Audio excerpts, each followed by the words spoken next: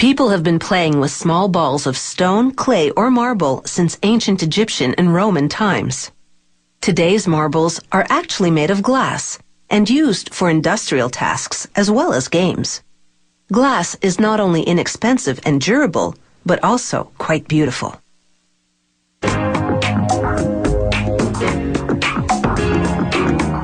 To make marbles, this company melts recycled glass with marbles made earlier but rejected for being the wrong size.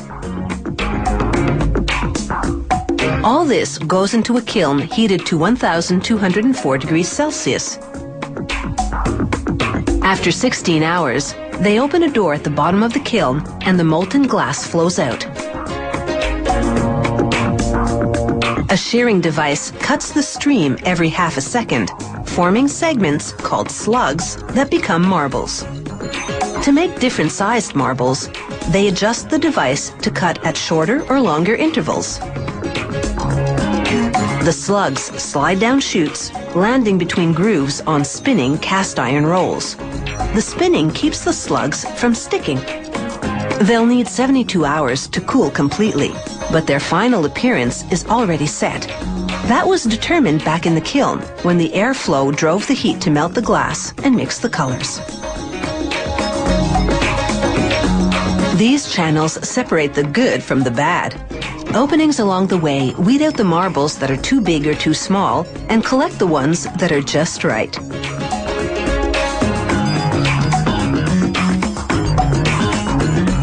More intricate marbles are handmade. This craftsman first preheats some clear glass in a small oven.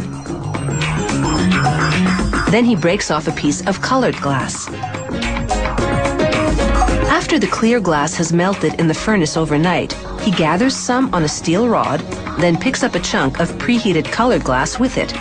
He forms a knob and works the mass into a long string that's up to 5 meters long and thin as a noodle.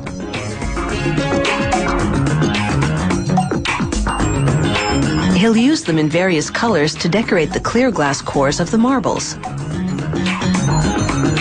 He gathers a clump of melted clear glass on the rod and shapes it with wet newspaper, which won't stick to hot glass.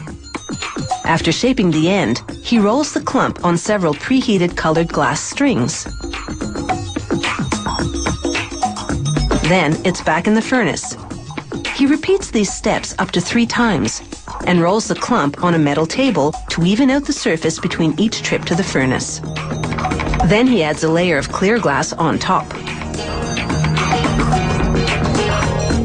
With another tool now, he stretches the clump to about 1/2 meter long.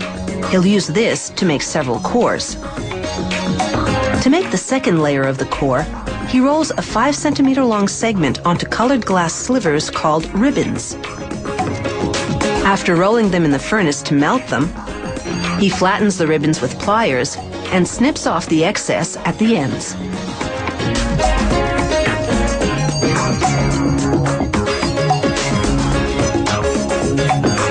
He wraps the core and the ribbons in a layer of clear glass, then hand shapes it. Now he rolls the core on more glass strings. Then it's back in the furnace to meld them.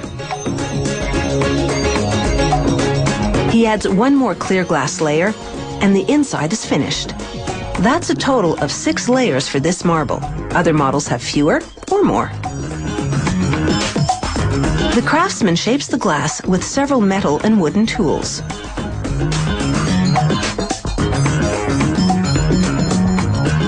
He measures the diameter with metal calipers and gradually sculpts a sphere. He'll make up to 5 marbles from this segment, ranging up to the size of a golf ball.